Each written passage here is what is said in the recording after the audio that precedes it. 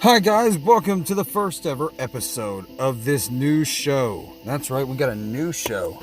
Haha, a little bit different. Yeah, it's newer. Yeah. It's essentially. So here's what the show is. All right, we got a new promotion within this podcast world. I wanted to start a promotion. Me being the 5-star kid, being a champion and a lover of wrestling, as long as I have been, I feel like it's cool. It'd be cool to have, our own promotion where we could just make up matches that we want to and take these really cool scenarios and make them reality, So I felt like this would be a prime opportunity for that. Ultimately, this is going to be known as Fantasy Booking Wrestling. Yes, the FBW will be synonymous with podcasts everywhere. And this is just the start. We got the FBW Initial World Heavyweight Championship Tournament. That's 2 matches, and the winner of each will go on to this third and final match to determine the first ever FBW Heavyweight Champion. It's going to be a technical masterpiece, with the second round matchup being revealed at the very end of this. In the first round matchup, I'm about to tell you who's in it. The first round matchup is going to be between Chris Benoit and Daniel Bryan. Now, I know what you're thinking. That's crazy. They're 2 different times. It's fantasy booking, people. Get over it. Come on. What are you thinking? Fantasy and booking. Anything's possible in fantasy world. So, Chris Benoit versus Daniel Bryan. We're going to go with Daniel Bryan's, since he's the youngest, I'm gonna go over his tale of the tape, how tall he is, how much he weighs, and the promotions and whatnot that he's been in, the titles he's won. So,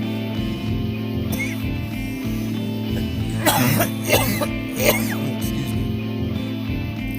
He is 5'10", 210 pounds, Daniel Bryan is. He's won the WWE Championship 4 times, the World Heavyweight Championship once, the U.S. title, Intercontinental, and Tag Team titles once as well. He was the 2011 Money in the Bank winner, the Superstar of the Year Slammy Award winner in 2013, the 26th overall Triple Crown winner, and the 6th Grand Slam champion in WWE. In Ring of Honor, he is known as a founding father of the company, as well as a one-time World Heavyweight Champion and the first ever Survival of the Fittest tournament winner. He went to Japan for a minute, so while he was there, he was in Pro Wrestling Noah and won the GHC Junior Heavyweight Championship, as well as in New Japan winning the IWGP Junior Heavyweight Tag Team Championships with Curryman.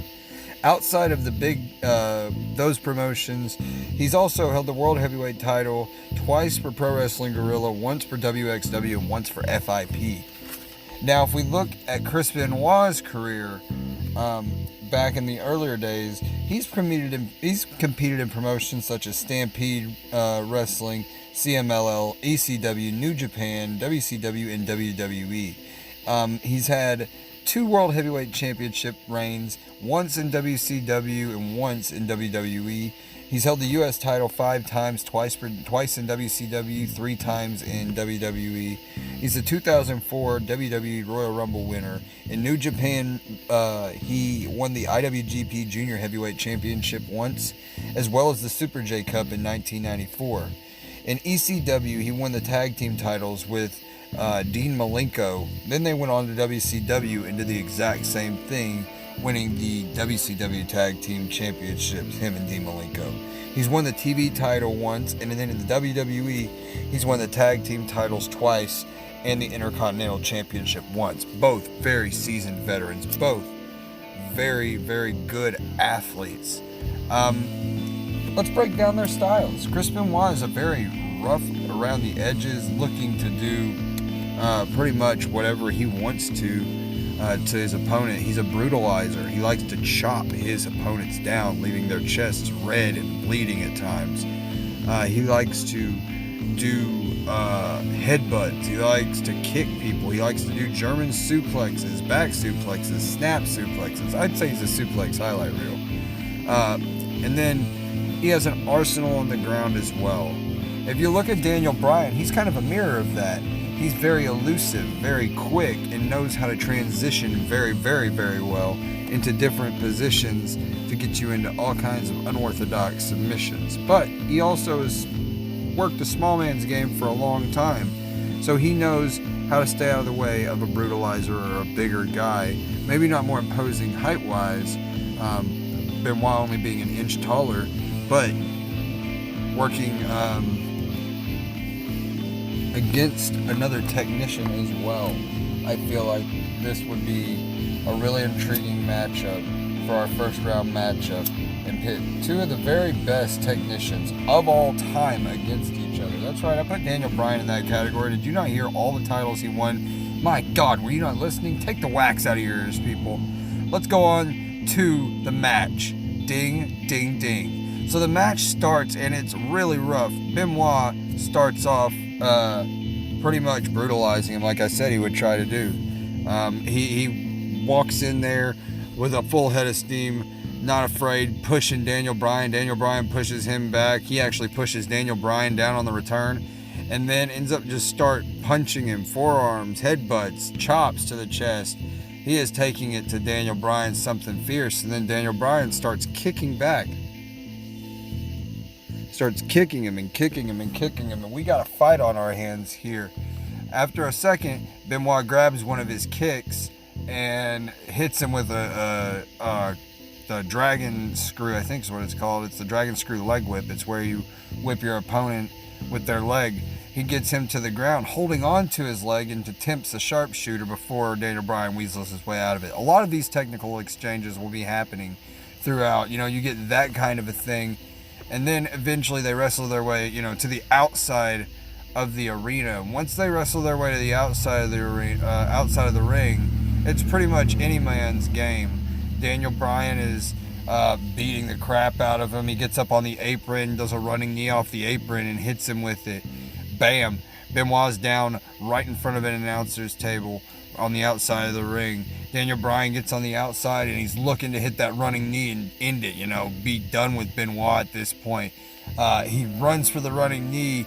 As he does, Benoit moves out of the way, throwing him across the announce table that was in front of him.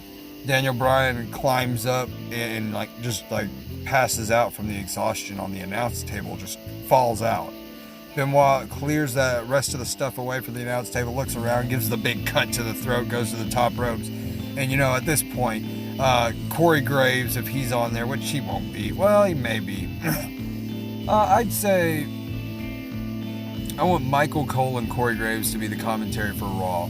And that would be a really cool one, but that's not what I would want for this. For this, I would want it to be like JR and King, Tony Schiavone, and Bobby Heenan. Those would be my fantasy style. But they're blowing up at this point. Just, oh my gosh, what is going to happen? This is a technical marvel. What is Benoit doing? He goes to the top. He dives off the top rope for that diving headbutt, and whatever he does, Daniel Bryan moves out of the way. Chris Benoit falls straight through that announce table, going to the ground. Both men are down on the outside of the ring, just on the ground, being counted out as we speak. 1, 2, 3. Neither man moving. We're at 5, 6, 7. We're 3 seconds away before either man starts stirring, and then they do that one thing you see a lot, where both men kind of get up at the last second and jump and slide in the ring, and then they stay on the ground. That's where they're at right now until they both sit up in front of each other. They start throwing chops at each other. Chop, chop, chop. I mean, you are hearing it, just chop, chop, chop, ow, chop, ow, chop, ow. Benoit's hurting, Bryan's hurting, but they're chopping each other. They don't want to quit. They got a lot of heart, both of them does. And Benoit gets rocked a little bit more than Bryan does. Bryan starts throwing the chops, and eventually stands up to where he can start throwing those yes kicks. And he throws yes kick after yes kick after yes kick. And he goes for that the big kick. Whoa, the big kick. And he swings, misses. Benoit ducks under him, pulls him up for a schoolboy roll-up, switches into a sharpshooter, which he actually applies on Daniel Bryan, flat in the middle of the ring. Chris Benoit has this sharpshooter locked in. Will Daniel give up? They're asking, will he give up? This could be his one chance to win the heavyweight title again. This could be his chance, his opportunity. And he is looking at seriously bad pain. Like, how is he going to get out of this kind of thing? And then he eventually gets to the rope. Benoit breaking it. After that, Daniel Bryan's hurting for a little bit. Benoit does a really good snap suplex onto him on the outside of the ring. You know, I feel like Daniel, after getting to the ropes, would roll to the outside, being the smarter maneuver. Benoit gets to the outside of the ring and gets him with a snap suplex, as I just said, putting Daniel Bryan on the ground in pain again still. Benoit picks him up, puts him in the ring. Whenever he puts him in the ring, he climbs to the top rope, goes for a diving headbutt, hits the diving headbutt, pins Daniel Bryan 1, 2, Bryan kicks out. Benoit looks super frustrated, like, how has this not worked? And picks him up for a German suplex. Whenever he German suplexes Daniel Bryan flips, lands on his feet, runs off the ropes, and hits Chris Benoit with a big running knee, pinning him 1, 2. Benoit kicks out then and there. Bryan looks in disarray. They're both kind of down. They both stand up and look at each other for a second. You know, they're both hurting. Then Bryan tries getting Benoit in the yes lock, in the label lock.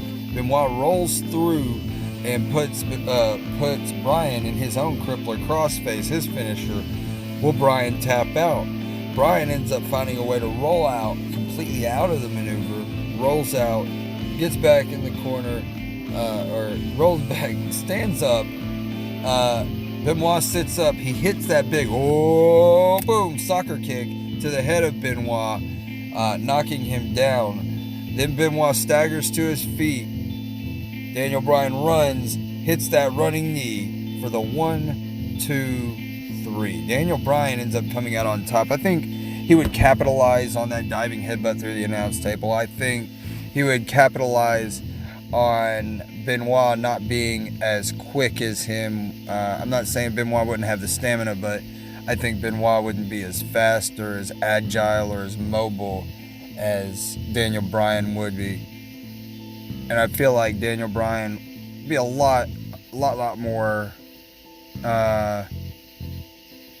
prepared for Benoit than Benoit would be for Daniel. I think Benoit would come in as, this is an easy one. He's kind of smaller kind of guy, you know, that sort of thing. But that was that. Daniel Bryan moves on to the championship match. Who will he face? Well, I tell you, it's not going to be an easy match in any case, because he is facing the match that's coming up next. The second match will be Bret Hart versus Kurt Angle in the second round matchup to determine the other person facing Daniel Bryan for the Fantasy Booking Heavyweight Championship. Until the next episode, I'm the 5-Star Kid, and keep an eye out for more Fantasy Booking Wrestling.